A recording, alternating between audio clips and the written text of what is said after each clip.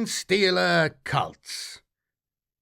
By the time the Genestealer Cults attack, they are already 10 steps ahead of their foes. Enemies find their supply lines severed, and their communications drowned out by sanity-blasting alien broadcasts. Keen-eyed assassins gun down those enemy commanders not already turned to the cult's side. From below come uprisings of Xenos-tainted fanatics, following notorious freedom fighters and psychic masterminds to overrun their panicked adversaries. Perhaps the uprising has been triggered prematurely, the hive of furious insects broken open by unwitting invaders from the stars. Perhaps the day of Ascension has come, and the cult's faithful follow their allotted paths to glory. Whatever the catalyst, the result is the same: a world suddenly and violently overwhelmed by the unseen enemy within. As the uprising gathers pace, so its parasitic master emerges from the depths. Long has the patriarch hidden its nightmare visage from the light of day.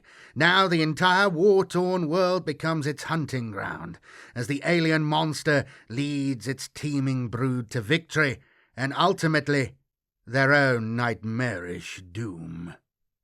The Tyranid Hive Fleets push deeper into the galaxy with every passing year. The open ferocity of their planetary onslaughts is terrifying enough, yet the Xenos also possesses other more insidious means by which they can assail their prey. The Genestealer cults are one such subtle ploy, and arguably the most nightmarish. The Genestealer cults are perceived by Imperial authorities to be a relatively recent threat. Their existence within the Emperor's realm was not detected until alarm bells were sounded by Chaplain Cassius and his Death Watch kill team on the mining world of Gosar Quintus. Yet how far the rot has truly spread is still a mystery. The Imperium is unimaginably vast, the most powerful galactic empire in existence, yet one thinly spread across the infinite blackness of the void. Many of its worlds labour under repressive regimes, the questionable necessity of their cruelty unappreciated by those who toil beneath the overseer's lash. Rebellion is nothing new to such planets. Beyond count are the separatist uprisings, the schisms within the Imperial faith, the power grabs by petty warlords or crime cartels, not to mention the spread of shadowy chaos cults, or the attempted annexations by alien races such as the Tau. It was thanks to all these factors, and the cunning and patience of the broodkin themselves, that it took the Imperium so long to recognize the danger of the Genestealer cults. On many worlds, it still remains an unknown and unlooked-for scourge. This, of course, only renders the cults all the more dangerous. The first hints of Genestealer cult infestation may come from inexplicable disappearances, thefts of equipment or material, or the appearance of sinister graffiti praising the Star Child, the free-armed gunman, or the Wime form. Occasionally, some incautious cult operative may be unmasked while attempting to infiltrate the higher echelons of Imperial society, but the gene cults they serve are as subtle and patient as the Tyranids, from whose germ seed they spring. Thus, a cult's presence may be discernible only through mysterious improvements, or an abnormal lack of trouble. Tithe quotas may improve markedly due to the efficiency of uncomplaining workers.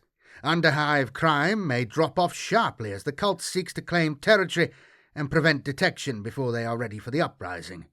Should an especially observant agent of the Order Xenos or Death Watch note these signs, armed intervention may see the cult brought to battle and potentially wiped out. Equally, should the infested world be subject to invasion from without, the Genestealer cult may launch its plans prematurely, like an insect colony swarming to drive off those who threaten the nest. Most often, however, the rulers of a parasitized Imperial world remain blissfully unaware of the threat growing behind their walls and beneath their feet. They have no warning until the day of Ascension comes and the long-hidden Genestealer cult reveals its subterfuge and rises to attack. What follows is a nightmare insurrection that rapidly shows just how far the rot has spread. From the lowest strata of civilization come tides of miners, labour gangs, manufactorum serfs, and cult-corrupted underhivers. They are organized, they are armed, they are fanatical in their belief that they are throwing off the chains of imperial oppression, and that the Star Child might grace their world with their divine presence, elevating all true believers to a state of divine oneness. These hordes wear the stigmata of their alien mutation like a badge, and revel in unveiling their banners and icons in broad daylight at long last. From wilderness and wasteland come prospector clans and nomads who have long concealed their true nature behind dust shrouds and goggles. Now they race to aid the uprising. Amongst the masses swarm broods of larger, more monstrous beings, their aspects more xenos than human, who wield industrial tools as lesser humans would brandish cudgels and blades. The rebels are led by hybrid war leaders, dynamic folk heroes and potent psykers. They move rapidly to seize supply lines, capture command and control centers, and sabotage or secure vital sites such as shield generators and spaceports. The speed and surety with which they do this reveals just how meticulously the cult has planned its onslaught. Local law enforcers, planetary militia, and even garrison Astra Militarum regiments are mobilized to crush the uprising. As the machinery of war grinds into motion, cultists amid the Imperial ranks turn on their still loyal companions. Adeptus Arbites precinct fortresses fall from within. Defence regiments are paralysed by savage infighting, or turn wholesale to the side of the insurgents. In some cases, even the most highly placed Imperial servants throw off their disguises and are revealed as agents of the Genestealer cult. Such figures use their purloined power to sow disinformation and anarchy through what remains of the Loyalist defenders. As the uprising gathers momentum, isolated islands of Imperial rule are drowned by the rising tide. Citizens not even indoctrinated by the cult may be swept up in the fervour of flinging off the Imperial yoke. Population centres fall one by one. Fortifications are captured, and their weapon batteries turned upon still loyal forces or Imperial voidcraft and shield platforms in low orbit. As the nightmare reaches its crescendo, the Patriarch itself leaves its throne amidst its bubbling Genesis pools and emerges from the shadows to hunt. The parasitic demigod at the heart of the uprising, this monster leads the final assault against those loyalist elements still battling to cleanse the infestation. Often, it is not the only overtly Tyranid organism to join the final campaign. A smothering psychic shroud falls across the world, seeding torment and dread, as a tendril of the Hive Fleets draws nigh. The skies darken with invasion spores and gargantuan tentacles as the Xenos swarms descend. The faithful are enraptured, for surely here are their star children deities come to elevate their worshippers in glorious unity. Only at the last, when the Patriarch itself falls back under the direct control of the Tyranid hive mind and abandons its brood, do the cultists perceive the horror of their so-called victory. By this time it is far too late, both for them and for whatever remains of the planet's overrun defenders. In truth, the Genestealer cults are not the enlightened freedom fighters they believe themselves to be. Instead, they unwittingly serve two specific purposes for the Tyranid Hive Fleets. The first of these is destabilizing regions of Imperial space, ready for Tyranid attack. However beleaguered humanity might be, the Imperium still dominates great swathes of the galaxy and possesses ample armies and navies with which to resist the inexorable advance of the Hive Fleets. Every world, hollowed out from within by a Genestealer cult, is therefore another centre of resistance undermined, another hidden crack in the seemingly formidable Imperial defences. Every human settlement that drops mysteriously out of contact with subsector command is another lost source of Imperial tithes, not to mention another potential threat that costs manpower and machines to investigate.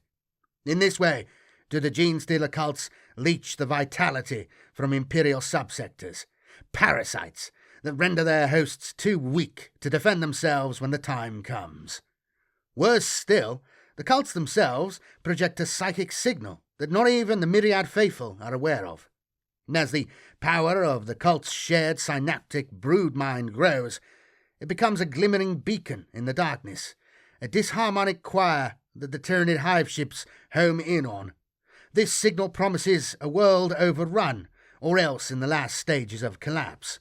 Sometimes it signals entire systems that have fallen to the curse of the Genestealer cults, or even larger regions still. It is an indication of vast quantities of ready biomass, offered up in willing sacrifice to ineffable alien gods. These gods view their worshippers as nothing more than another source of nourishment, raw materials with which to fuel the fresh invasions. The Imperium first encountered Genestealers upon the moons of Imgal. Because these creatures were operating so far ahead of the Hive Fleets that spawned them, no link to the Tyranids was initially drawn by Imperio-xenobiologians, who believed them to be a native Ymgalian species of super-predator. It was only later, when broods of Genestealers were seen fighting amongst the leading waves of Tyranid invasions, or infesting the depths of huge, void-born space hulks, that the horrible truth of their origins emerged. But even then, humanity did not grasp the full extent of the threat that Genestealers pose. Genestealers' strengths as shock troops are obvious at a glance. Their 6 limbs are dense with corded muscle, and end in vicious talons, dexterous humanoid hands, or savage living blades. Their bodies are protected by a casing of chitinous armour that can turn aside las blasts and bullets. Their jaws are filled with needle fangs, and are powerful enough to bite through ceramite power armour. Yet for all these natural weapons, it is the Genestealers' cunning that renders them so exceptionally deadly. While the creatures' minds are utterly divorced from anything that could even remotely compare to the human psyche, they are easily mankind's equal in intellect, albeit turned entirely to the task of infiltration and predation. Genestealers are possessed of inhuman patience and remarkable subtlety. They can compact their bodies into seemingly impossible gaps, are neurologically incapable of feeling any form of fear, and their alien biology can endure sustained periods of deep hibernation, even in conditions of absolute vacuum or the cold of the interstellar void. Employing these bioengineered abilities, Genestealers can infiltrate even the most vigilant enemy strongholds. Ordo-Xenos reports speak of Genestealers folding themselves into pipes, ducts or conduits before crawling or climbing, sometimes for days, in order to emerge from locations their foes could never have predicted. There are tales of Genestealers reaching worlds while frozen within captured ice comets, compacted into the cavities in void ship superstructures, lurking in cargo containers or refrigerated grox carcasses, and by countless other devious means. And these, of course, are only the methods that have been detected and recorded.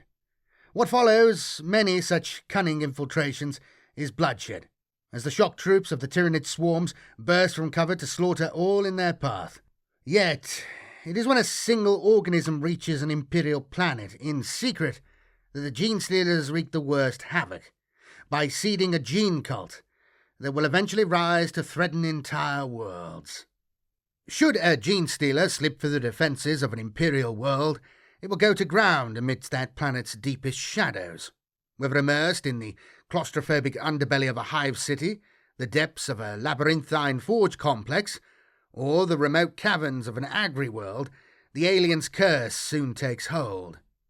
The Genestealer begins its task by snatching unlucky victims and hypnotizing them. These first targets are infected with Tyranid genetic structures by way of the Genestealers of Appositor, which enthralls them, body and soul, to its will. Perceiving the alien as a messianic saviour, those thralls abduct further victims to be implanted, a process they term the Genestealer's kiss. Within a few years, successive generations will be born within the cult. The first generation hybrids are monstrous things, utterly alien and possessed of bulging mauve craniums, chitinous extrusions, and multiple additional limbs. These beings in turn beget the second-generation hybrids. Still grotesque, the second generation are hunched creatures with bestial features and typically an extra arm. Wholly alien though they remain, they nonetheless can communicate in low Gothic and possess a more human comprehension of Imperial technology, along with the dexterous digits with which to manipulate it. Third-generation hybrids are more humanoid still, for their posture is now upright, and their additional arm, if it exists at all, is typically vestigial and hidden. Yet it is with the fourth generation that the cult produces beings so close to humanity that they can pass undetected in Imperial society. They are still hairless, and might look somewhat strange to the careful observer, but their peculiarities are easy enough to conceal. It is during these later generations also that various cult agents are born to the brood, specialized individuals such as the psychic Magus, the lordly Primus, and the scientifically minded Bio-alchemy, who all help to cement and coordinate the increasingly complex and established gene sect. Offspring born to the fourth generation are not untainted humans, but Purestrain Genestealers. Even so, their parents perceive their nightmare progeny as blessed cherubs, and would die for them in a heartbeat. So does the brood cycle begin anew, with the cult's influence and numbers spreading further with each iteration. No matter how large a Genestealer cult grows, it is typically dominated by a single patriarch via the synaptic link known as the broodmind. It has been proved that, on occasion, locating and slaying the patriarch can shatter this link and hurl the cult into anarchy. However, even in such instances, if the taint is not fully uprooted swiftly, another Genestealer of the patriarch's brood will take its place and establish the broodmind anew. The Ordo Xenos and Deathwatch have identified numerous distinct Genestealer cults, such as the Inner Wime, the Cult of the Four-Armed Emperor, and the Pauper Princes. Each cult employs its own distinct colorations and wime-form glyphs, and is identifiable by unique cultural characteristics and strategic leanings. No one has yet been able to satisfactorily explain how it is that sects of these same cults have been found in entirely separate Imperial segmentums, but the implications are ominous. The size to which a Genestealer cult grows depends upon the number and scale of a world's population centres. On especially crowded planets, a cult may seed multiple gene sects, each of which develops its own infrastructures, cult leaders, and agents. Despite this, it is incredibly rare for a single world to host more than one patriarch. Gene sects, spawned from the same cult, often exhibit minor cultural or doctrinal differences. Local customs or uniforms may dictate that cult colours be worn in secret, or that wime forms be tattooed in hidden places upon the bodies of the faithful. Particular industries or segments of society may predominate in one region more than another, leading one sect to boast vast hosts of neophyte hybrid miners, while another may comprise Talon prospecting clans or brood brothers concealed among the military. Whatever the differences, they are always secondary to cult loyalty and the bond of the broodmind. However many gene sects may establish themselves across a world, the pattern of their societal infiltration is often similar. Most cults begin with the lower orders of Imperial society: mining clans, forge labourers, work gangs, sump dredgers, and the like. Such people's disappearances go unmarked, or else are ignored by overworked enforcers who consider the rate of attrition amongst the labouring classes to be a natural check and balance. As the cult rises in power and confidence, so it sends subtle tendrils into the very organisations that have so far failed to notice its growing presence, infiltrating the fortified compounds of the enforcers and Adeptus Arbites. Doing this ensures that the local authorities continue to overlook the cult's operations, even as it grows too large to be easily hidden from their sight. At the same time, the cult claims local gangs, militias, and devotees of the Imperial faith. Such groups help the cult to extend its influence and accelerate its recruitment, which in turn creates the foundations from which to extend upwards into the higher echelons of society. Eventually, a gene sect claims sufficient power that it begins to assume dominant societal control. Even now, the cult remains carefully hidden and employs its newfound reach to create favourable conditions in which to grow unchallenged. Typically, it is only in these latter stages of a cult's expansion that they risk infiltrating Astra Militarum garrison regiments and local naval flotillas. Such organisations have the greatest safeguards against corruption and also pose the most severe risk should cult infiltration be detected.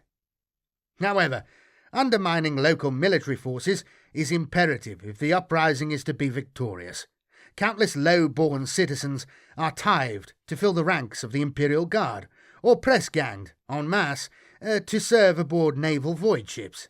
In light of the proliferation of tolerated abhumans and minor mutants amongst humanity's teeming masses, this is most often the route by which the Genestealer curse finds its way into the Emperor's armies. If it remains undiscovered, a Genestealer cult can continue to proliferate in secret like this for decades, even centuries. Should it grow large enough, the cult's patriarch may even smuggle Genestealer broods or entire gene sects off-world. These establish subsequent infections, known as splinter cults, on nearby moons, void stations, or planets. Entire planetary systems can be corrupted in this way, ensuring that when the day of Ascension finally arrives, the unfortunate Imperial defenders stand precious little chance of keeping the cult from absolute victory. The Imperium's teeming herds have proved the perfect host for the alien parasites of the Tyranids.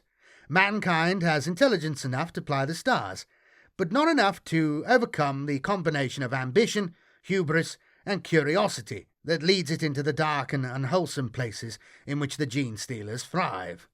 Unless specifically forbidden or prevented entirely from doing so, the human race will seek to colonize every corner of the galaxy, no matter what terrors it uncovers in the process. This tendency, coupled with the relatively short span of years between its generations, makes humanity the ideal prey species. The vast spread of its colonies, and hence the near limitless biomass it can provide, has not gone unnoticed by the hive mind that unites every patriarch. In order for the full panoply of Genestealer bioforms to rise to the surface across the course of a brood cycle, a prey species must include individuals with psychic ability. In this sense, too, the human race is ideal. Instances of psychic talent are becoming ever more frequent on Imperial worlds, and since the coming of the Great Rift, this increase has been so marked that the black ships of the Adeptus Astra Telepathica cannot hope to quantify and harness more than a small fraction of the psykers that arise. Despite the risk of disaster, nascent Genestealer cults are more than ready to induct untrained psykers, knowing that in doing so they pave the way for a Magus to be born. The prophetic leader will guide the cult to new heights of victory as the Patriarch's mind-altering influence spreads further over the host population. While it remains in the shadows, a Genestealer cult may seem like a peaceful, functioning society. Indeed, it is blighted by neither crime nor internal strife, and all within it toil daily for its furtherance. Yet, when a cult reveals itself at last, there can be no mistaking it for anything but an army bred entirely for battle. At the heart of the cult is the Patriarch, lurking in its hidden throne room and extending its will through the broodmind. With its chief agents at its side, the Patriarch reigns over its subjects like an all-powerful king, while they toil day and night to increase their numbers, their stockpiles, and their influence. When the Patriarch deems the time ripe, it raises one mighty talon and sends its psychic imperative chittering out to the teeming billions who worship it. The day of Ascension has come. Each gene-sex armed forces form war bands known as claws, which are gathered and disbanded according to the needs of the Patriarch and its war leaders. Even a single claw has the might of arms to overwhelm enemy forces in a raid or skirmish, to hunt down interlopers who threaten to reveal the nascent cult, or to eliminate an enemy leader who might otherwise cause trouble. When the cult throws off its cloak of shadows in fully fledged Uprising, its many claws are bared as one. Icons that for so long had been hidden in concealed shrines are now hoisted proudly aloft. Beings too alien to pass as human are unleashed at last, their xenomutations no longer a hindrance, but instead blessed weapons of rebellion. Plans long laid are put into motion. The faithful launch sabotages, ambushes, and surprise attacks with inhuman precision. Amidst gangs, militias, and garrisons, infiltrators turn suddenly upon those who thought them allies. The psychological impact of such mass treachery is a weapon in itself. Precious time is lost as loyalist forces struggle to understand what is happening. Dismay, denial, and senseless outrage take their toll. Defenders are overrun, even as they seek to reason with comrades turned insurgents, or to demand useless clarifications or explanations from their superiors, while they should be digging in and fighting back. This advantage of surprise is crucial to the Genestealer cults. While it is not unheard of for Gen-Sex to control super-heavy battle tanks, massed combat aircraft or the like, their access to such high-end assets is often limited. Moreover, the vast majority of their forces are best described as paramilitary guerrillas, who must compensate for their lack of heavyweight military hardware through zeal, numbers, and cunning. Cult forces, therefore, seek to seize the initiative from the start of any engagement, and to keep their enemies off balance thereafter. Rather than rush into the guns of massed foes, entire claws circumnavigate the enemy via crawlways or abandoned service tunnels before bursting forth in sudden ambush. Strategically crucial regions are sown with booby traps. Skilled cult agents infest communication networks, spreading disinformation and demoralizing propaganda, or invade the very minds of key enemy personnel, rendering them puppets to the Patriarch's will. Where the cult has amassed heavier assets in the hands of its brood brothers, these are deployed against the most formidable enemy targets. Fortifications no cultist has managed to infiltrate, mustering grounds for loyalist defenders, the fortified palaces of the ecclesiarchal leaders or planetary governors, astropathic sanctums, all are worthy targets for the cult's mailed fist. In other instances, such valuable reserves may be held back until the enemy have committed their own strength to purge the Uprising, or saved to counter any response from Imperial elites, such as the Adeptus Arbites or Ordo Xenos. Should Ascension have been triggered early by off-world invaders, it may be the Brood Brothers who bear the initial brunt of the fighting.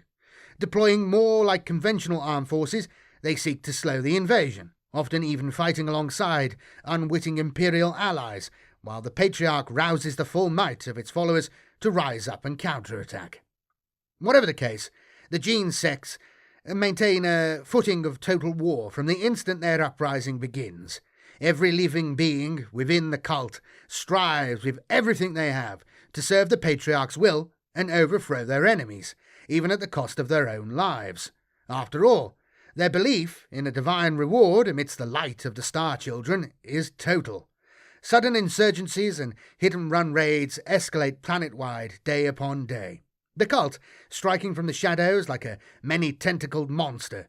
The fighting does not end until the last of the Patriarch's faithful have martyred themselves for their cause, or else they have claimed their world in the Star Children's name. The Imperium is a realm of myriad worlds, void stations, moons, asteroid belts, space-borne flotillas, and more. Almost all of these environments have the potential to play host to Genestealer infestations, for the parasitism of the cult is both adaptable and resilient.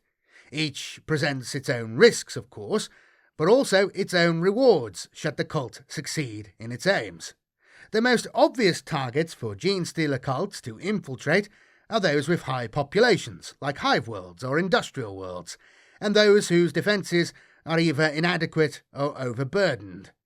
Corrupt or incompetent rule may leave some planets with gaping holes in their armour, be this through a physical lack of fortifications and defenders, or through the rampant criminality of smuggling networks who slip more past the planet's bribed sentinels than they could possibly realise. Equally, more than one Imperial stronghold has held off the aggression of heretic raiders or orc pirates, never knowing that while they were watching the overt threat, the seed of an entirely more insidious danger had slipped through their lines. It may take a Genestealer cult many generations to overthrow such vast and bloated host societies, but the biomass they can render up to the Hive Fleets is well worth the Patriarch's time. Agri-worlds, or centres for resource mining, are typically easy prey for cult infiltration. The process here will again be slow, for those population centres that exist on such planets are typically scattered and insular. However, the very isolation of these settlements helps ensure that the cult can spread its curse undisturbed. Meanwhile, the regular and greedily accepted exports of such civilizations allow a well-embedded gene sect to ferry mutagenic foodstuffs and stowaway shipments across entire subsectors with impunity. Feudal worlds, death worlds, feral worlds, and frontier worlds all pose their own dangers to cult infiltrators. Where technology levels are lower and populations more watchful, it can be challenging for the brood to go unnoticed as it spreads.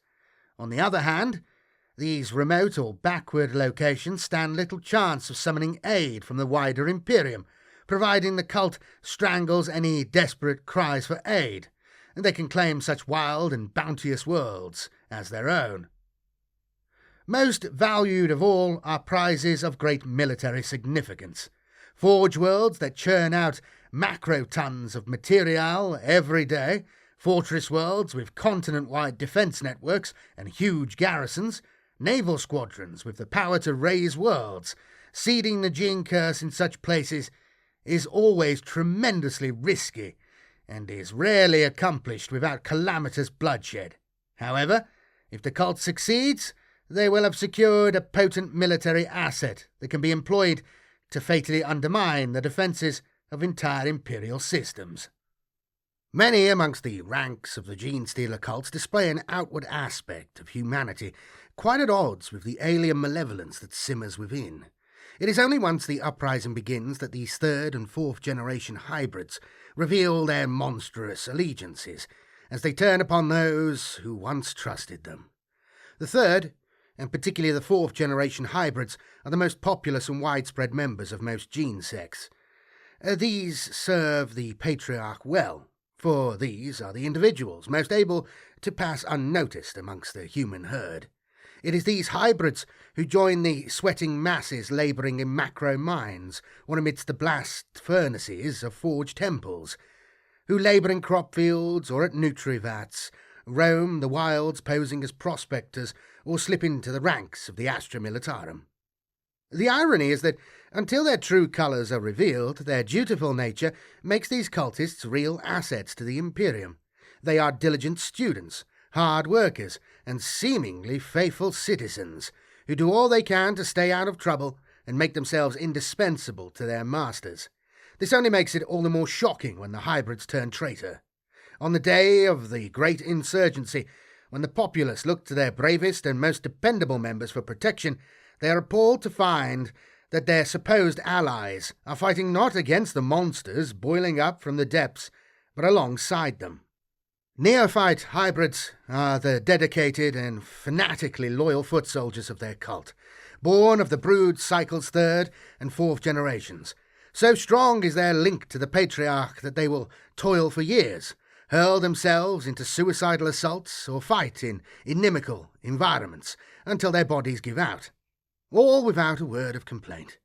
As the cult gathers its strength, the neophytes work their way into positions as militia fighters, miners, and menials. There they stockpile basic weaponry and war gear for the cult to use when the time is right. On the bloody day of Uprising, the neophyte hybrids prove themselves capable fighters. They mass in large broods, their bulkier third-generation brothers and sisters hefting the heaviest weaponry, while the most capable amongst them naturally assume command. Raising their wime-form icons high, they surge forth to overwhelm the horrified unbelievers. Atalan jackals are fourth-generation hybrids, who serve their gene sect as outriders. Astride their dirt cycles, they roar through tunnels and across dusty plains in tight-knit packs, their mental bond allowing them to move and hunt as a perfectly unified force.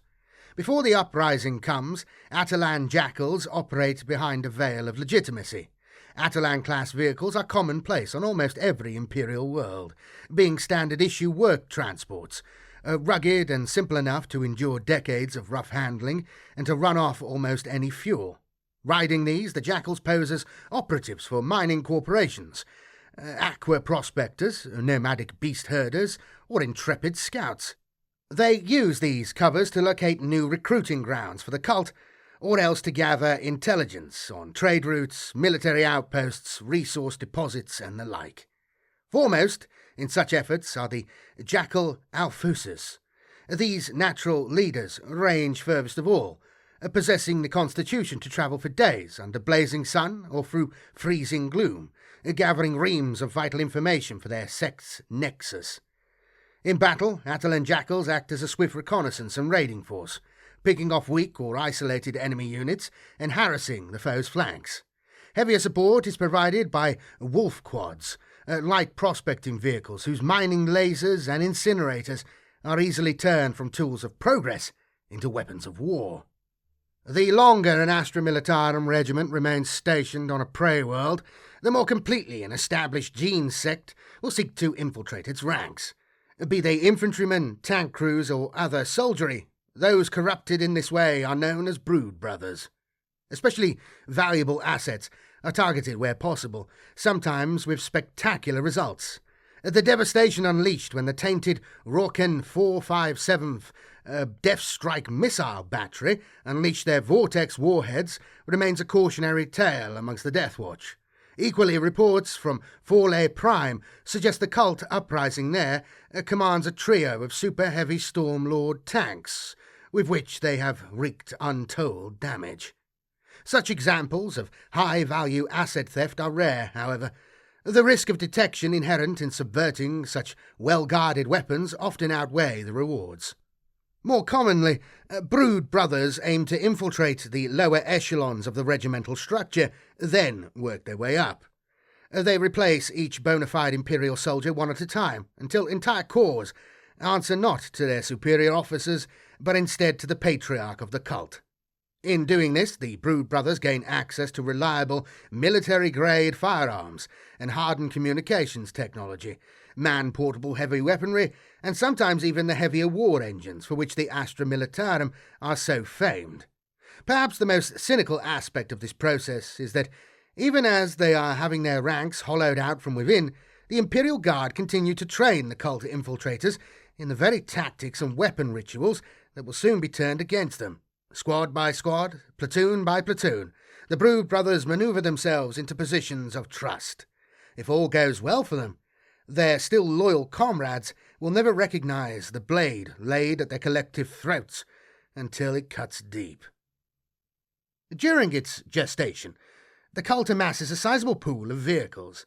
Any acquisitions are useful, be they civilian transporters, stretch ground cars, heavy cargo rigs, factory crawlers, or Arva shuttles.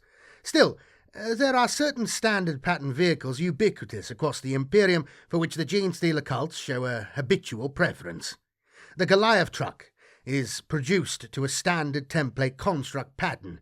Built from readily available materials, it can handle all but the most extreme terrain and boasts ample transport space and a good turn of speed when required. Little work is needed to turn this workhorse into a paramilitary combat transport that can hold its own against some of the galaxy's most fetid armoured transport carriers. The Goliath Rock Grinder is a variant of the redoubtable truck, intended for mining and clearance. Its massive drill dozer serves as a formidable slab of armour on the battlefield, while the close-quarters military applications of its whirling blades should be obvious. Whole squads of enemies have been scattered by rock grinders bursting suddenly through ruined walls or tree cover. Those too slow to leap aside reduced to a bloody blizzard, while any survivors are swiftly gunned down by the Goliath's passengers. Lighter and swifter, but no less valuable, is the Achilles Ridge Runner, a utilitarian vehicle intended for geological surveying and running messages between isolated communities. The Ridge Runner excels in scouting missions for the cult. Its armour is sufficient to shrug off small arms fire, while its speed and low profile help in avoiding heavier enemy weapons. In return, the Ridge Runner can mount surprisingly heavy mining lasers, mortars, and missile launchers that allow it to harass enemy armour. Many gene sects also place spotters aboard these vehicles. They're tasked to report enemy troop movements to the cult's Nexos and to help coordinate the deployment of heavier assets. The curse of the cult always begins with the sting of a Genestealer's ovipositor. However, from that point forward, the Patriarch's followers will employ every available vector for its transmission. Fortunately for the Imperium, this is not a simple matter, as the complex Tyranid germ seed responsible for overwriting human biology is not capable of unaided viral transmission. To overcome this hurdle, each gene sect produces one or more specialists, known as biophaguses, from its latter generations. Masters of gene manipulation and bio-alchemy, biophaguses are responsible for industrializing the process of indoctrination and infection. They concoct devious new contaminants that infect their victims with Xenos genetics, morphing their body and mind, and rendering them susceptible to the sinister influence of the cult. These twisted biologians can be found posing as Medicaid specialists in slum hospitals, alchemical distilleries, and med-paste factories. Embedded in positions of high authority, they run discreet tests upon the local populace and practice foul procedures upon pliant broodkin. Aberrants receive particular attention, and in their hidden layers many biophaguses trial new bio-alchemical solutions upon these deformed brutes in an attempt to bring out the latent alien power within their blood. It was biophaguses of the Twisted Helix cult that first unlocked the secrets of extracting Genestealer germ seed. The cultists of the Helix then contaminated medical supplies and food rations with this biomatter, spreading their filthy curse through ingestion and fluid intake rather than by the Genestealer's kiss. This knowledge has gradually spread amongst other cults and hidden cells, and the sinister experiments of the biophaguses continue apace. Patriarchs instinctively value the work of the biophaguses, as their innovative methods extend the reach of the cult far and wide. To this end, they are often granted a familiar to aid in the synthesizing of Xenos biomatter. This scuttling assistant sneaks into safeguarded facilities to disperse chemical agents into water sumps, air filtration bellows, medical transfusion fonts, or macro silos full of grain and nutrient blocks. The melding of Tyranid and human gene structures produces breeds of chimeric grotesques, whose alien otherness is rendered all the more disturbing for being tinged with humanoid anatomy and intellect. Such beings form the shock troops of the cult, their xeno-augmented speed and strength rendering them as dangerous to fight as they are hideous to look upon. The more malformed servants of the Patriarch remain hidden during the cult's gestation.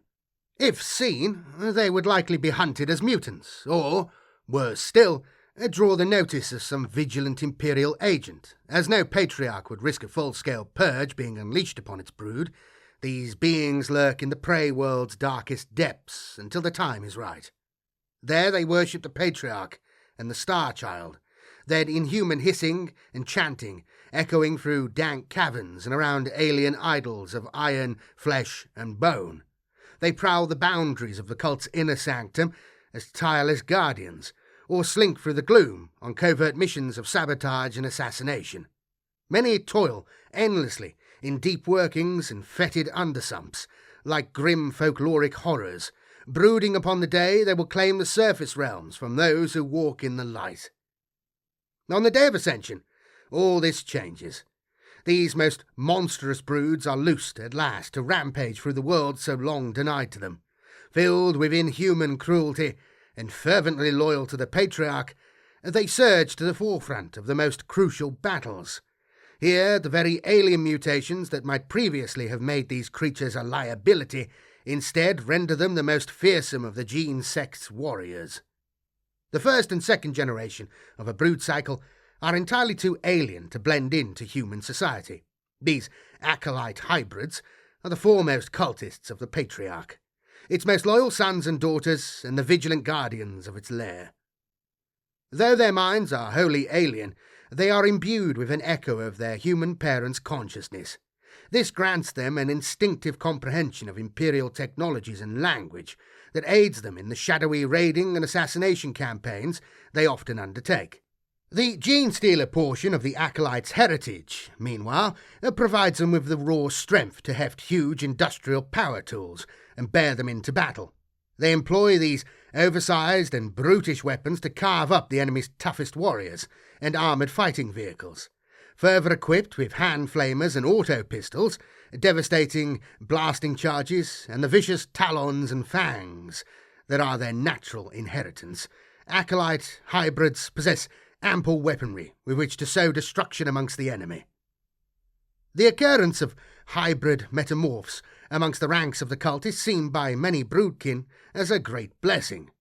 The creatures mutate from first or second generation specimens, their arms transforming into claws that can crush ferrocrete, whips of barbed sinew, or hooked chitinous blades.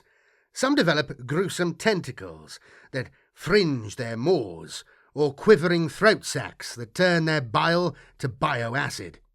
Many amongst the cult make offerings to appease the metamorphs, believing that to do so is to curry favour with the Star Child. In truth, metamorphs usually mutate as a result of a Tyranid splinter fleet drawing close.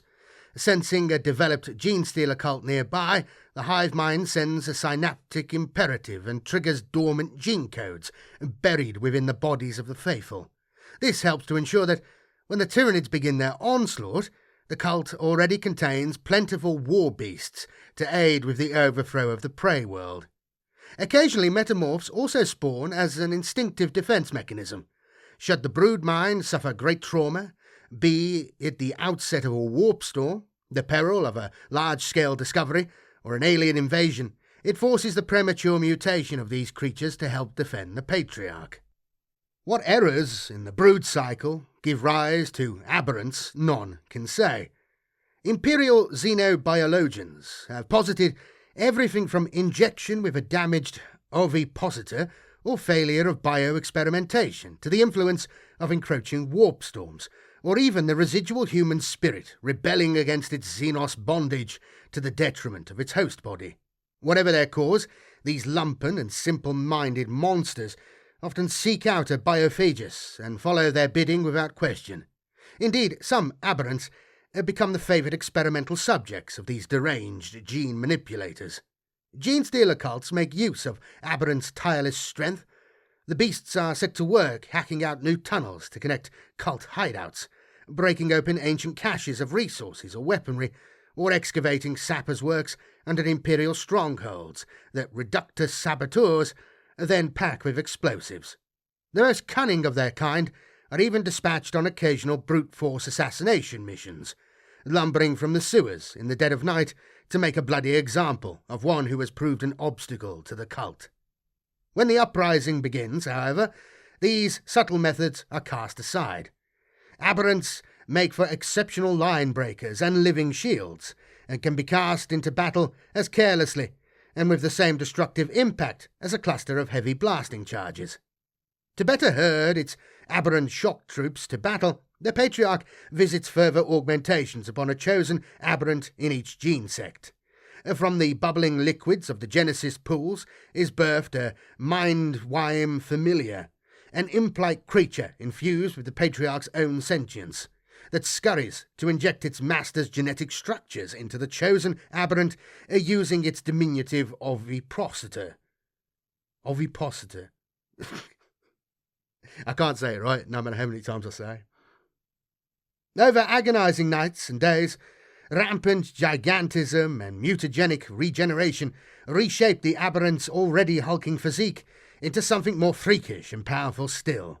So simple-minded are these abominants that they can be kept quiet with a few pilfered children's toys or discarded carcasses.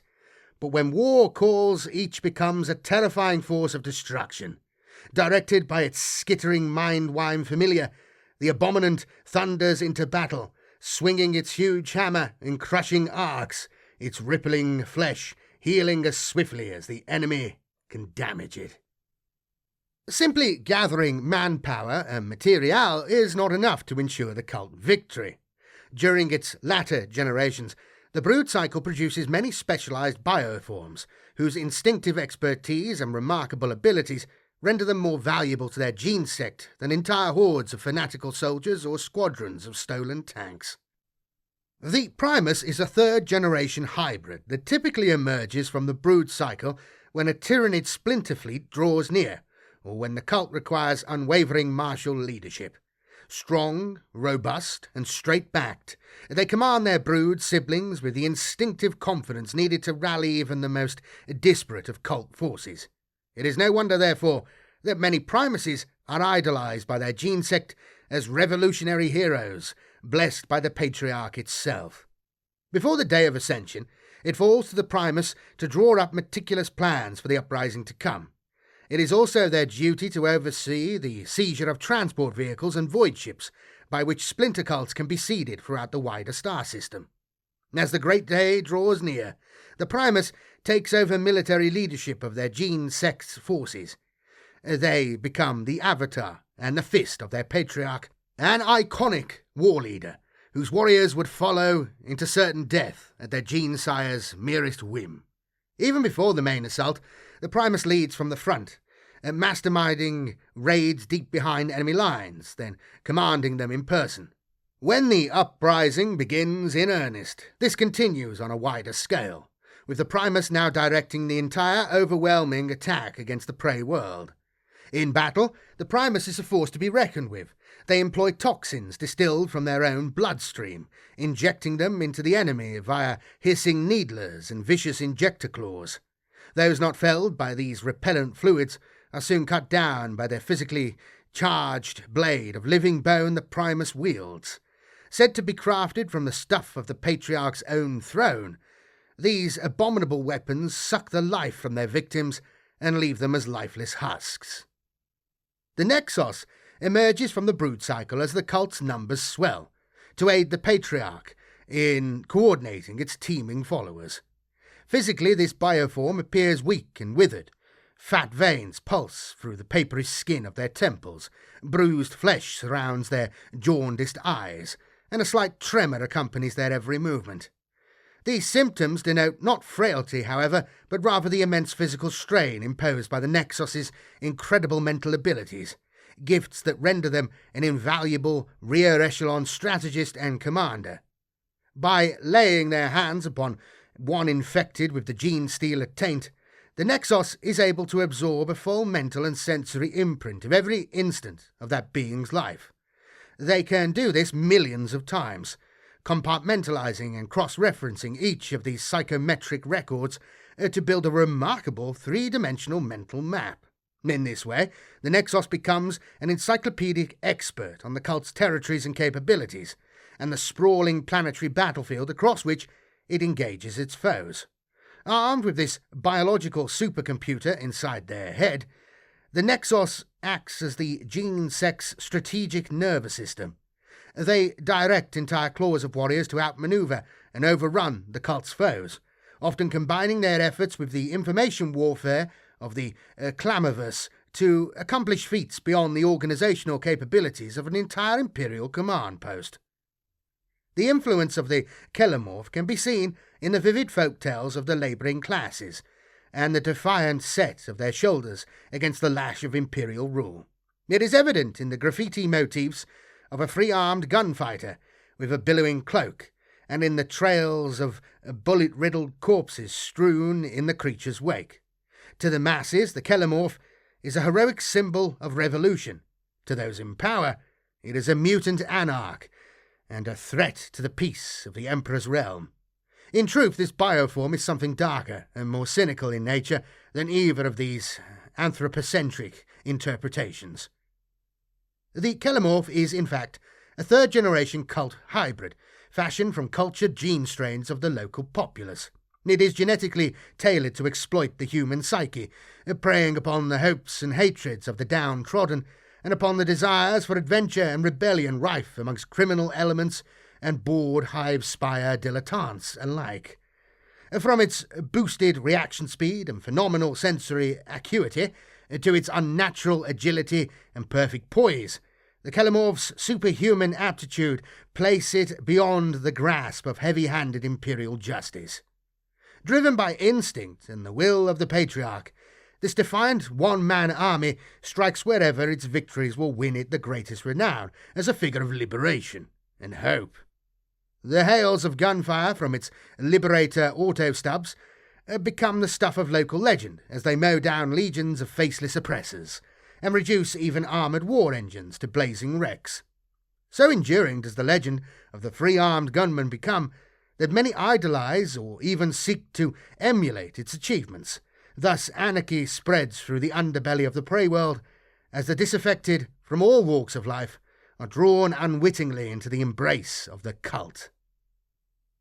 Born of psychically gifted cult inductees, Maguses possess an outwardly human aspect, coupled with tremendous charisma and a formidable intellect.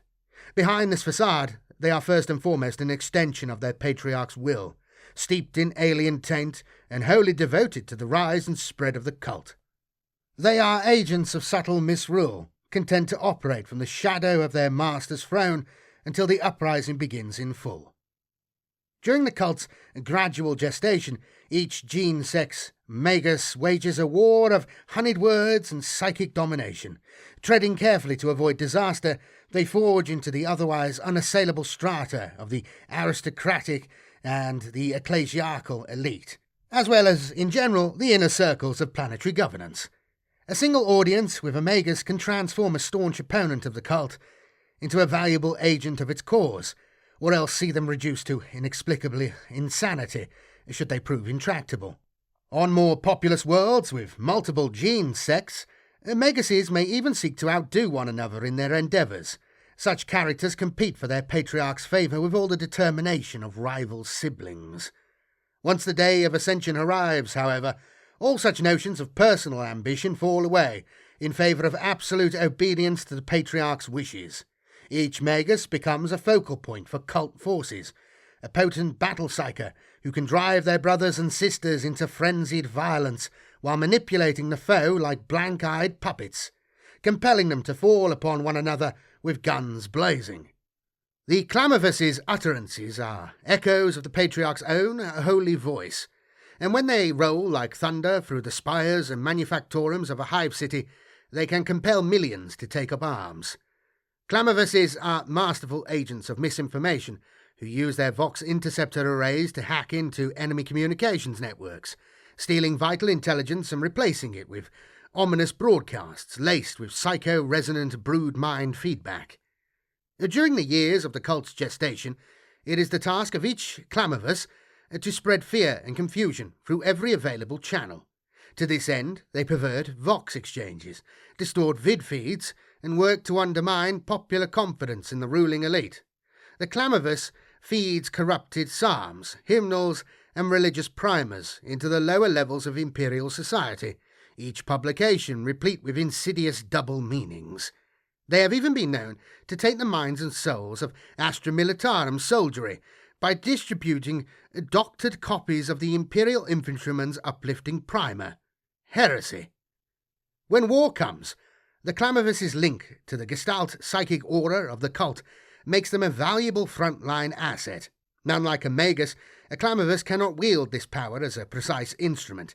Instead, they transmit the nullifying resonance of the shadow in the warp, a smothering and often lethal phenomenon usually associated with the onset of the Tyranid Hive Fleets. Each static hiss of the Clamovus' scrambler array is attuned to the unified consciousness of billions of indoctrinated organisms, a choir of abnormal minds howling in supplication to the hive mind. When overheard at close proximity, this audial virus causes a devastating psychic overload that can boil the brains of any foes unlucky enough to stumble into earshot. The third-generation hybrid, the Reductus Saboteur, has within it distilled the cult's accumulated knowledge of explosives and destructive engineering. As a result, the A reductor saboteur is able to fashion demolition devices, booby traps, and lightweight battlefield charges from even the most unlikely components. Indeed, they are driven to experiment and build in this fashion by an instinctive compulsion. Whether distilling volatile solutions from seemingly harmless chemicals, or looting scrap heaps and servitor graveyards for components, their goal is to build an ever more versatile explosive armory for the cult. While some of their creations boast massive power, others rely upon being easy to conceal, or are so complex in their fail-safes that they are impossible to disarm.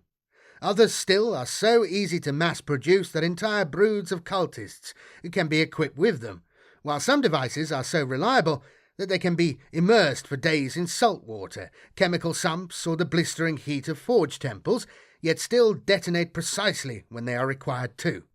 To the reductus falls the duty of toppling the machinery and physical symbols of oppression. This may see them squirming through pipes and ducts to cripple weapons batteries or shield generators, or planting bombs to fell towering statues of the false god Emperor. It may lead them to stalk through the shadows of vehicle hangars, tainting fuel supplies, or wiring concealed bombs to the tracks of battle tanks, or to publicly assassinating the cult's most prominent opponents with concealed booby traps. Upon the battlefield, the reductor saboteur lives up to its name, sabotaging entire combat engagement areas with nigh invisible devices. Equally deadly in direct assault, they will flit from shadows just enough to clamp a handful of demolition charges to the hull of an enemy tank, then vanish again before the explosion begins.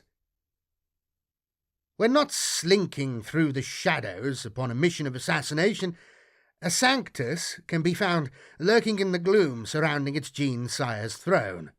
From this vantage point, the Sanctus watches tirelessly for threats to the Patriarch. None can escape its notice.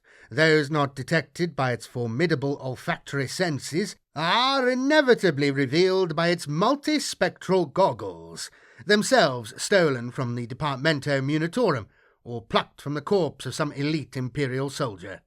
No foe can flee from a Sanctus, for the Patriarch impresses the psychic spore scent of each fresh victim upon the bioform's consciousness.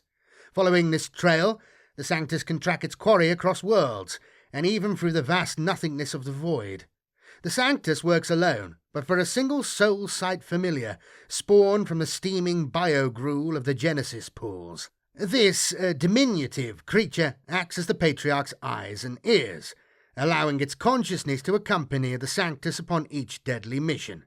So supported, the Sanctus employs its wiry strength and grotesquely jointed anatomy to full advantage, scaling the most inaccessible vantage points or squeezing into apparently impregnable bolt holes. Once in position, it is only a matter of time before the Sanctus delivers death to its prey, either by the slashing assault of its bio-dagger, or with a pinpoint round delivered from its whisper-silent sniper rifle. The Locus is a gene-bred bodyguard that conceals its powerful xeno-mutated form beneath heavy cowled robes. Inhumanly patient, these creatures stand at the shoulder of many Magus or Nexos, still as statues but unblinkingly aware of the slightest threat to their masters. Should assassins strike, the Locus embodies the cult's riposte, exploding into a sudden whirlwind of motion with the speed of a striking Tyranid lictor. Robes part to reveal vestigial weapon limbs, and a lashing tail with a chitinous barb. Yet it is the Locus's twin sabres that serve as its most fearsome weapons. One swings out, lightning fast, to parry the descending knife, or whistling bolt shell of the killer. The other takes the attacker's head, neatly from their shoulders. Only once the Locus's master is safe do the creature's blades return to their back scabbards, its robes settling back over the nightmare form that lurks beneath. It is common for a Locus to accompany their gene-sex Magus during diplomatic parleys with the great and the good of Imperial society. Here they back their master's words with a sense of watchful menace, or simply fade into the background as required. Should negotiations prove troublesome, the Locus will subtly twist the head of the neurotraumal rod that it carries like a staff of office. This cruel device radiates a mental disruption field that can induce splitting migraines or terrifying hallucinations in those not inducted into the cult. In this way, the locus helps its master to bludgeon into compliance those who might otherwise refuse to see things the Magus' way. Many Imperial worlds have fallen to Genestealer cults. While some of these were soon consumed by Tyranid splinter fleets, others become the origin point of covert interplanetary infiltration, or even open military conquests. In this way, some cults take to the stars to spread the curse in their patriarch's name. It is instinctive behaviour of the Genestealer cults to start shipping broods of Purestrains off-world as soon as they are established and secure enough to do so. Besides serving to seed the Genestealer curse on fresh prey worlds, this practice also ensures that should the parent cult be discovered and purged, its splinter cults will survive to continue its legacy. Equally, planets subject to suitable tithes may be able to pollute their neighbours, or even send the curse through warp space to entirely separate subsectors by exporting tainted foodstuffs, labour gangs, medical supplies, or redeployed garrison regiments. For those cult-conquered worlds with sufficient military and industrial infrastructure, there is also a more direct route to propagation. It is not unheard of for fortress worlds or forge worlds to be subsumed wholesale by a cult, which then, either by stealth or by force, secures sufficient void-capable ships to mobilise its armies en masse. Unified in purpose through their broodmind connection, the faithful, who survived the war to conquer the world, immediately set about producing more war engines and weaponry to bear into battle. Leaders such as the Primus and Nexos and the Clamovus marshalled the claws to ensure their readiness for front-line combat. What results may still be a ragtag force compared to the regimented ranks of the Astra Militarum. It might be transported by a mismatched flotilla of naval frigates, tramp traders and pilgrim barges, and may well be good for no more than a single somewhat amateurish planetary invasion before needing to either replenish its ranks or revert to planet-bound guerrilla activities. Nevertheless, such forces benefit from the twin advantages of alien single-mindedness and the element of surprise, rendering them entirely capable of interplanetary conquest. There are also those cults whose foundations are built upon void travel to begin with. Ordo Xenos archives are replete with stories of isolated pirate bands, beast-smuggling cartels, or remote secessionist enclaves that have fallen to the Genestealer curse. The raids and blockade runs launched by such groups prove excellent vectors for the delivery of Purestrain Genestealers. Indeed, more than one hardy Imperial settlement has seen off an apparently failed attack by what they believed were desperate mutant bandits, only to fall ominously silent weeks or months later. Other void-faring cultists are more insidious still. Beneath a banner of legitimacy, they attach themselves to the personal flotillas of rogue traders, chartered pathfinders on the fringes of Imperial space, whose activities may be the only contact an outlying Imperial world has with the wider human race for many years. The Death Watch are actively pursuing more than one group of this kind, believing them to be infiltrated by the Genestealer curse. Recent years have seen Genestealer cults stage uprisings from within the labyrinthine bowels of Imperial Navy warships. The security measures surrounding such craft are some of the tightest in any arm of the Imperial war machine, but still they can be bypassed by sufficiently cunning or fortunate broodkin.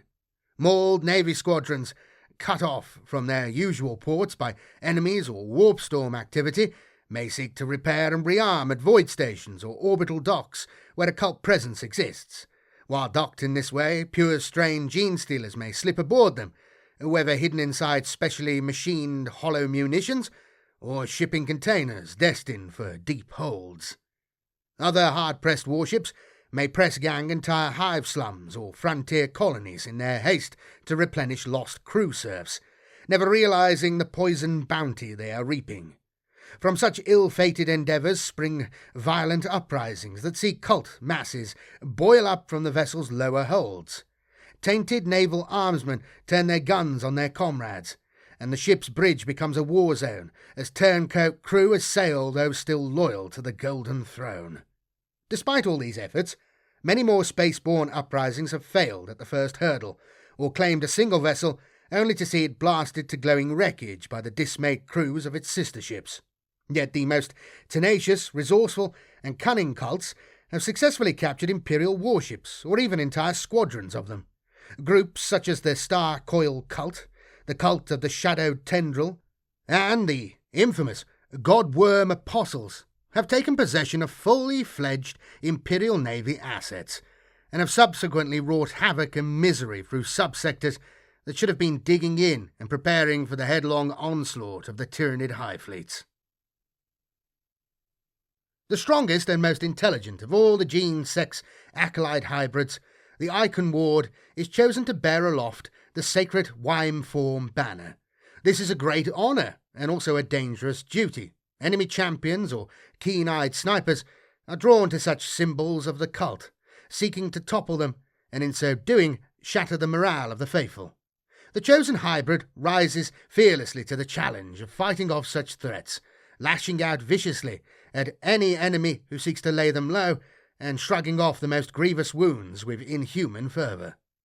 They do not face such trials alone, however. The cult icon's effect upon its faithful is electrifying, and those broodkin who fight within its shadow mingle the righteous ferocity of zealots with the selflessness of soldier insects defending the hive. The faithful are moved to such frenzied adulation not only by religious fervour and broodmind compulsion, but also by the unholy properties of the cult icons themselves. Cross-referencing with eyewitness accounts and gunbox footage, Order Xenos agents have established an eerie communality between cult icons seen all across known space. Each cult has its own variant of the coiling insecto-serpentine glyph known as the Wime Form. The Pauper Princes, for example, display a Wime form with many limbs, reflecting their belief that each cultist is but another limb of the Gestalt beast. The rusted claws sigil shows the cog of industry being consumed by the metallophagic Wime. The militarized Hive Cult employ a bladed Wime form that, when carried as a talisman, doubles as a slicing combat blade. For all these differences, the core motif of the Wime form recurs again and again. Each of these blessed icons is further festooned with grotesque parodies of holy relics. Vials of bioluminescent matter dangle and clink from some, emanating pheromonal waves that drive the broodkin to a killing frenzy. Blades of chitin from the Patriarch's own exoskeleton hang from others, resonating a fortified psychic signature. Others still are hung with the remains of famed cultists of generations past, a reminder of the selfless masses who have toiled and died that the day of Ascension might come at last. The cumulative impact of these tainted treasures upon cult morale is little short of supernatural. The following are some of the cults that have either spread far enough to be noteworthy, or, unfortunately, seem to reoccur time and time again amongst multiple infections of Imperial worlds. The Cult of the Four-Armed Emperor. The Burrowers Beneath, they who shall rise as one. The cult of the Four-Armed Emperor is cunning, wily, and endlessly patient. Its cultists are the masters of the subterranean assault. Wherever one of their devoted walks in the open, 1,000 more lurk beneath, ready to surge up for the kill. The Imperium first grasped the true threat presented by the Genestealer cults during operations on the Delver world of Gosar Quintus. The discovery was made by the renowned chaplain Orton Cassius and his Death Watch kill team, who were investigating the mysterious disappearance of Inquisitor Chagrian on that world. The Space Marines fought their way through a cauldron of bloodshed and Xenos horror, uncovering the corruption of the planet's ruling Trist dynasty, and eventually escaping with crucial information extracted from Gosar Quintus's shipping holographs. This evidence revealed a nightmare pattern of splinter spread that had already moved far beyond a single world. Rather than merely spreading in secret, The cult of the Four-Armed Emperor works so hard to increase its industrial output that its members are actively recruited by legitimate bodies. Blind to the consequences, the adepts of the Departamento Munitorum have shipped the cult's agents far and wide as exemplars of an efficient Imperial workforce. Within weeks of each transfer, the cult's operations begin anew, its leaders preparing the way for an import of Purestrain Genestealers once the transit connection is well enough established. In this way, the Trist dynasty has spread the cult of the Four-Armed Emperor across half of the galaxy. As consummate miners and subterranean explorators, its followers have learned well how to thrive in the darkness, keeping their secrets buried beneath layers of respectability. The cult of the Four-Armed Emperor is a galactic infection rather than a local one, for of all the cults, it is they who are the big thinkers, the plotters in the shadows. Despite the Death Watch's best efforts to track them down and purge them from existence, the cult's warrens now honeycomb hundreds of Delver worlds. The war leaders of the cult of the Four-Armed Emperor fight as much in the daylight as in the dark. They seek out the schematics for every building and conurbation they reach, maximizing the potential of each underground network and altering plans so that new areas are built. They then erase all record of these works and ensure that all those involved in their creation who are not broodkin are relocated or slain. These visionaries push their tendrils into every level of society, but make particular use of the countercultures and underground elements who may know the territory better than any surface dweller. Of all the cults, it is this troglodytic brotherhood that best uses the techniques of demolition, undermining, and ambush from below. They have industrialized their way of war, turning the lumbering giant of the Imperial workforce against its masters. To strike against them is to kick a termite nest, only to find that those who crawl across the surface are but the tiniest fraction of a teeming colony dwelling in the cavities beneath. Few indeed are those who survive such a deadly mistake. Those who do spread chilling tales of risen horrors and tides of subterranean nightmares seething up to claim the surface world. The Hive Cult. They who take up the gun against the tyrant. The Hive Cult are militant, organised and hierarchical. They infiltrate not only the criminal underworlds and hive gangs of their host planets, but also place special emphasis on subverting the Astra Militarum regiments that recruit from them. To the Hive Cult, it is a divine duty to be armed and dangerous. The Hive Cult's leaders prioritise recruiting warriors, regardless of their provenance. Should a convert have access to a sword, a gun, or, even better, a tank, their contribution to the Uprising will be all the more formidable on the day of Ascension. Each gun stolen is worth 2 when the insurrection begins. The genesis infestation of the Hive Cult began on New Gidlam, a hive world with 13 ancient cities upon its pollution-blasted surface. Each of these vast man-made mountains harbours tens of billions of souls, and all bar one has been conquered by the Hive Cult. Only Hive Tharanax holds out, its lessons learned at the expense of every other population centre. Even so, its lower levels are constantly besieged, and its future looks bleak. The cult's emergence on New Gidlam began with a spate of ritual killings. A warlike underhive family sprang up around a brood of Purestrain Genestealers. These Xenos specimens were purchased from a self-appointed Xeno-Tsar and smuggled into the city by furtive gangers looking for a secret weapon to use against their enemies. Brought swiftly into the sway of the Genestealer they called the First Father, the gangers went on the warpath and soon overran their rivals. In the meantime, the aristocracy of the Hive had also been infected by the cult's savage ambition. Its Magus, Voker Mai, was at the centre of this shadowy operation. He brought the ruling dynasties into line one by one, swaying them with his psychic influence and uncanny charisma.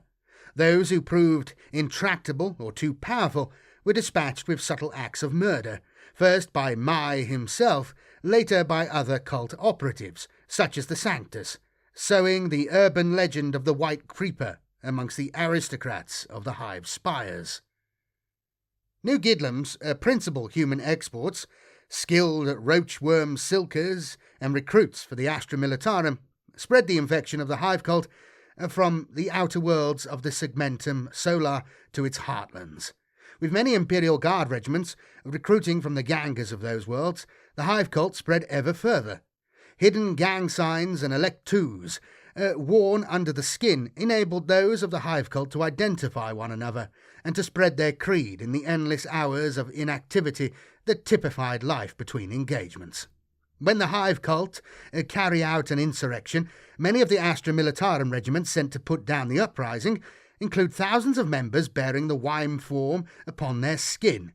These agents of the cult betray their regiments from within, and with armoured squadrons and even super-heavy tanks turning to fight alongside the rising tide of the underworld.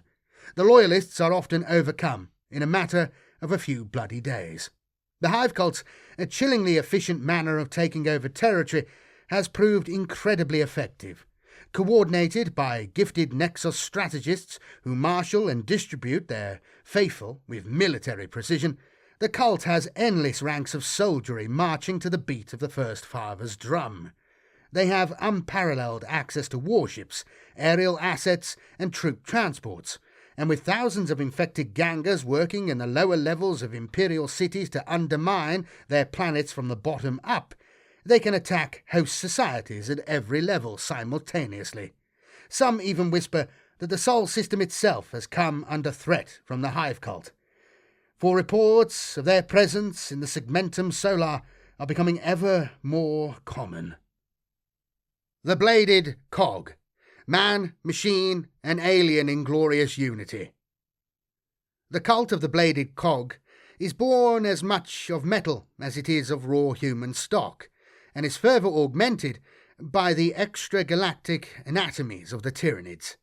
This great blend of human, Xenos beast, and war machine is a deadly threat to its Adeptus Mechanicus hosts. Feynminster Gamma was once a humble planet, its people often referring to it as a cog in the great machine. Since its oppressed masses embraced new rulers from beyond the stars, that mantra has been abandoned, and the metaphorical cog has turned into an entire manufactorum of war. The seeds of this change were planted with the coming of tech priest Dominus Ovid Threncium, who would become known to the locals as the Great Miser. When it became clear that Feynminster Gamma's struggling power grid could not resupply Threncium's forces, the tech priest opted to harvest bioelectricity from the planet's populace instead. Civil unrest was inevitable. Slave workers rose up in their thousands, but their impoverished weapons were no match for Threncium's clades of cyborg killers. The uprising was crushed, but in his greed for more energy, the tech priest spared many of the insurgents, leaving the embers of rebellion glowing. Into this fertile breeding ground came a Purestrain Genestealer, and a new deliverance movement soon followed. The code brands and electus born by citizen workers were altered in illicit incadens to jibe with the new imagery of the emergent cult, and the omniscience cog was adapted to better resemble the creed's jag-spined emblem. Every hour, the planet's forge temples produced a new clutch of battle tanks and servitor pattern transports.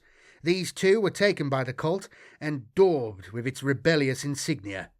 Though it took the mental onslaught of the Patriarch itself to achieve it, many Scutari were also turned.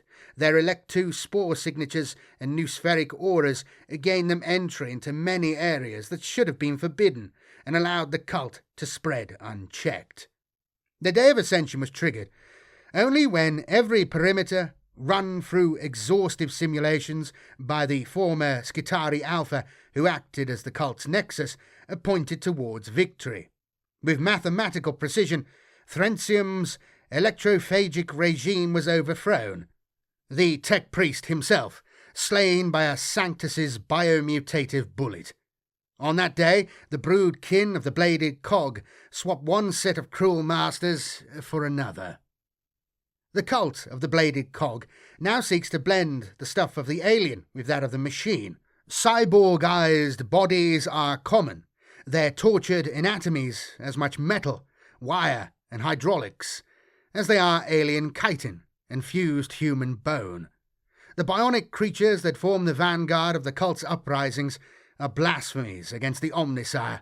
The cult's quest can never reach true fruition, for the Tyranid is as alien and distant from the Holy Machine as it is possible to be. Yet this does not stop the Bladed Cog from pursuing their crazed agenda with the fervour of fanatics. The Bladed Cog cultists depict their deity, the clawed Omnissiah, as having robotic pincers alongside the primary talon limbs that would be familiar to many Ordo-Xenos inquisitors. Some even go so far as to join their armaments with their own bodies, undergoing painful surgery until they become one with their weaponry. Others focus on defiling the mechanical bounty of the Omnissiah by employing it in the cult's name. The machine spirits of battle tanks and artillery platforms are forced into unwilling compliance, while blasphemous scavenging and wanton innovation see the machinery of oppression converted into deadly explosives and industrial-scale weapons to be borne to battle against the oppressive cult Mechanicus. The rusted claw. When all else rots, the cult alone will survive. The weather-beaten, rugged survivalists of the rusted claw are more at home on the open wastes than they are in the claustrophobic confines of an Imperial underhive. They are the pioneers and nomads of their kind, and their greatest weapon is endurance. They wear their enemies down in attritional guerrilla wars that play to the cult's cynical strengths. The cult of the rusted claw is constantly on the move. Its adherents thrive on the fringes of Imperial society, for they exemplify the cult's need to expand and infest fresh host populations. Their willingness to roam across the hostile reaches of the Imperium in search of settlements has seen them become hardy and resilient in the extreme. Despite their dishevelled appearance, a cultist of the rusted claw is a formidable opponent. They can go for weeks without food or water, work tirelessly under a volatile sun, or take a bullet and keep on fighting till day's end without slowing once. The cult traces its beginnings to the arid wastes of New Seam, a planet on the eastern edge of the Ultima Segmentum. Here a team of oppressed miners excavated a buried void ship, accidentally waking the Genestealer hibernating within. From humble beginnings, the cult spawned by this entity spread from one frontier world to the next, their expansion aided by tainted rogue traders.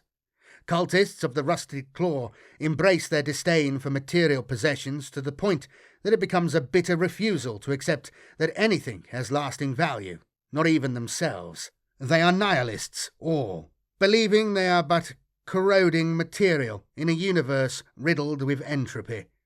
Only by being subsumed, by being remade by the unknowable entities they worship, can they ever become something more. Until that day, they are just ambulatory scraps of flesh and bone, tattered cloth and rusting metal. Some elements of the cult can even rust the metal they touch.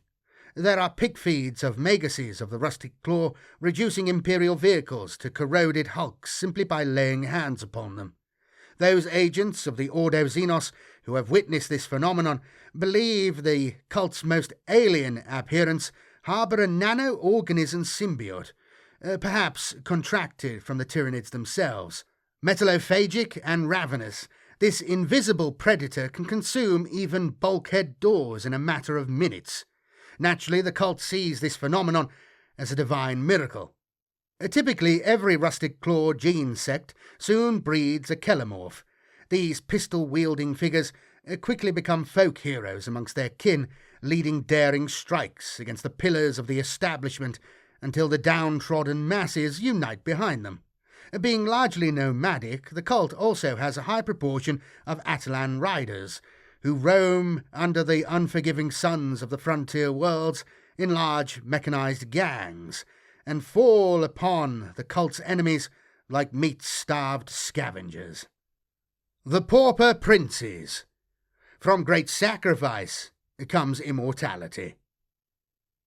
The Pauper Princes believe that greatness can only be found in self-sacrifice and humility. Zealous to the point of mania, they bring the edifice of the Imperium low to ensure the new order can thrive, even if it costs every life save that of the Patriarch itself. The Pauper Princes are devoted worshippers of the Star Children. They also revere their own prophets and living saints, whom they protect with fierce dedication. They are selfless to an almost alien degree, so faithful to their creed that they will gladly take a bullet for those closer to the Patriarch. They never hesitate to give their lives to protect their war leaders. This self-sacrifice, this utmost loyalty, is not enforced so much as inspired, for the martyrdom of their first Magus sent ripples throughout the cult's psyche that define its members hundreds of years later. The Pauper Princes originally hail from the ochre-hued slum world of Chance's Vale, which, although still listed as an Imperial-held planet, is almost entirely under the cult's sway. The first and most talented demagogue of the cult, Magus Morovich Tendark, spoke with such conviction about a new life amongst the stars that thousands of the world's impoverished citizens joined the cult in the space of a few short weeks. Swaves of the world's populace united in their devotion to their patriarch, the Star Saviour. Every Emperor's Day, the Magus sermonized to rapturous applause about the glories to come. Tendark died saving the Star Saviour himself by diving in front of a rattling sniper's bullet. The abhuman assassin was torn to pieces within the hour. Tendark attained the status of saint, and the cult's flock quadrupled in size. If any cult embodies unthinking obedience to the broodmind, it is the cult of the Pauper Princes. The zealots of the cult would do literally anything to save their masters. There are reports in Ordo Xenos files of 100 extreme incidents of self-sacrifice, some so shocking they seem more like the behaviour of an insectile hive than a group of humans. It is near impossible to bring the tactic of military decapitation to bear against this cult, for in addition to the selflessness of its broodkin, it also demonstrates a strange prescience when it comes to danger. This is especially true when the heart of its dark organisation is threatened. With their war leaders living what amount to charmed lives as a result, their extreme methods have proved to be incredibly successful. As they say among the faithful flock, to be one of the Pauper Princes is to live forever, though none admit that it may not always be in the same body, or even anatomy, as that of their birthright. Claws hailing from this cult typically include vast throngs of lowly faithful, tides of chanting neophyte hybrids, more than willing to serve as living barricades behind which their leaders can shelter. These warriors fight all the more fervently around their acolyte icon wards and Clamovuses, whose mere presence drives their brothers and sisters into near paroxysms of zealous ferocity. The Twisted Helix. They who swallowed the bitterest pill. The cultists of the Twisted Helix did not have the Genestealer curse thrust upon them, but instead voluntarily tuck it into their society through extreme medical experimentation. They harbour unnumbered bio-horrors amongst their ranks, and take as their symbol a grotesque corruption of the hermetic symbol employed by Imperial Medicae institutions since the dawn of history. The cult of the Twisted Helix spreads through the most sinister of methods, using the Imperium's limited understanding of medical science against it. The cult originated on Vijovium 3, a civilized world in a segmentum obscurus, long ago overtaken by the industry of the macro-alchemical distilleries that manufacture its exported medicines. So influential have these complexes become, and the dynastic corporations that rule over them, that everywhere the skyline is ridged with enormous medifactoria. The war leaders and biophaguses of the Twisted Helix view themselves as self-bred deities. Their clay, the flesh and blood of those around them. Their creations a blend of human, alien and void stuff. These they see as nothing more than experimental subjects, and every skirmish, hostile takeover, and even large-scale uprising purely another test bed for which to draw firmer conclusions about their experiments. Using chemical compounds, they have dulled the minds of their world's populace to bovine levels of obedience, and continue to avoid serious investigation thanks to the importance of Vijovium's vast yield of Medicae supplies and void sickness pills. Purestrain Genestealers were first brought to Vijovium not as invaders, but as experimental subjects, and then they were subsequently dissected. Over the course of hundreds of exhaustive experiments, the Medicae overseers learned how to extract the germ seed of the pure strain from those who have been blessed by the Genestealer's kiss. At the behest of the shadowy individual known only as the prime specimen, the implications of this discovery were exhaustively researched. It was eventually concluded that they stood on the threshold of a new evolution, that the Xenos gene pattern was the path to true perfection, and perhaps even immortality. Under strict test conditions, the aristocracy of Vijovium injected the stuff of the alien into their veins, and began their transformation into something resembling neophyte hybrids. Sure enough, after many hideous byblows and aborted experiments, they birthed a new clutch of Genestealers with which to further their agenda, albeit a brood given life in the sterile tubes of a secret medifactoria. These, in turn, infected new infestation sites, and the Vijovians began to resemble a cult like any other. Subsequent experimentation led to methods of incorporating the germ seed into the curative syringe vials that form a major part of Vijovium's medical exports. In this way, the curse has spread into the veins of millions of unsuspecting citizens. Over the years, the imperfections of these bio-alchemical experiments have resulted in a great many monstrosities lurching from the laboratories of the Twisted Helix. Aberrations, multi-limbed hybrids and hunchbacked brutes are common in the ward cells in which the cult keeps its shocking secrets. In times of insurgency, when the prime specimen can only achieve its aims through violence rather than subtlety, these monstrous hybrids are released by the thousands, full of steroidal serums and pain-killing salves. They make excellent shock troops, and the biophaguses who goad them to battle learn much from their performance in live fire exercises, or from their grisly demise, should their tortured metabolisms finally give in to the experimental adaptation heaped upon them. The further the Imperium looks for signs of Genestealer cult infestation, the more diverse and widespread the nightmares it discovers. Here is a curse, well able to adapt itself to whatever environment and population it infests, fashioning a seemingly endless variety of cults ready to rise up against the Emperor's realm. The Inner Wime cult infests the abattoir world of Fleischgate, a linchpin planet that provides the meat of Grox, Grontok, and bovine to the Maudlin system.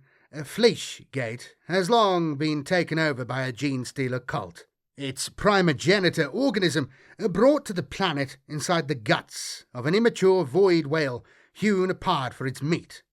The cultists take their inspiration from the arm-length intestinal parasites they find inside the guts of their livestock, for their hidden cult grows strong within the mass of humanity's ignorant herd. The use of saw-spine wime form, based in part on the meat-cutting machines used in their daily slaughter, is not confined to Fleischgate. It occurs on many industrial agri-worlds.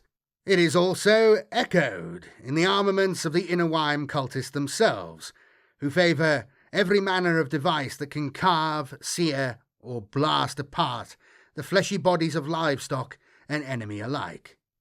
Upon the fringes of Ultramar operates the Behemoid Undercult. This hidden organisation is of such cunning it has infested several worlds, despite continued attacks from the tyrannic war veterans trained by Orton Cassius.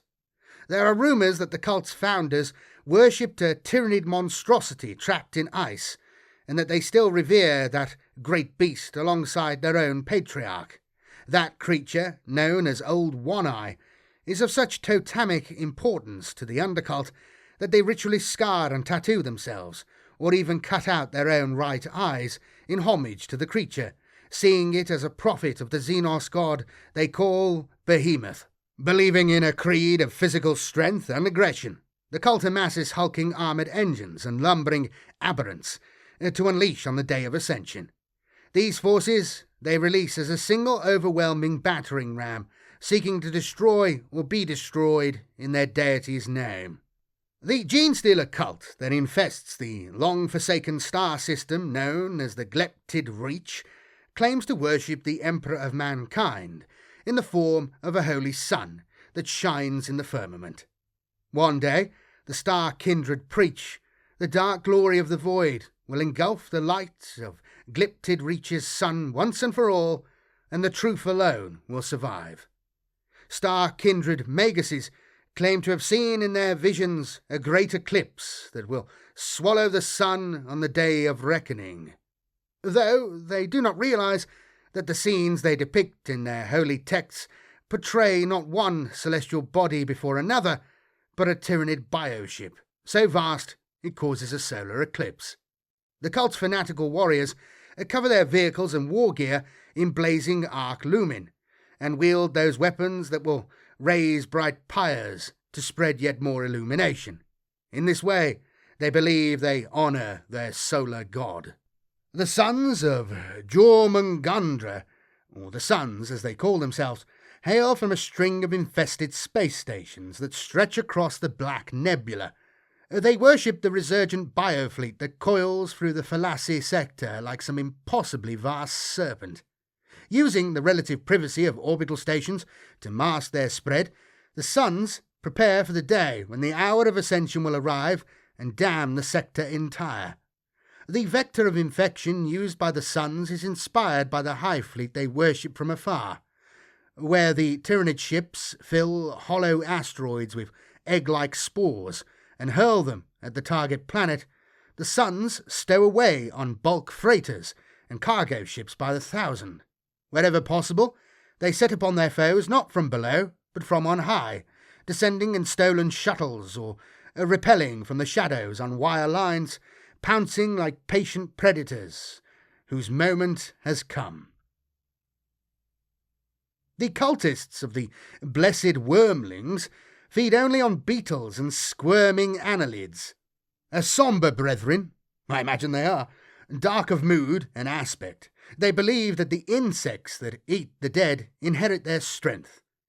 They preach that by embracing the ways of the most lowly creatures, they will find a humility that brings them closer to the Star Emperor.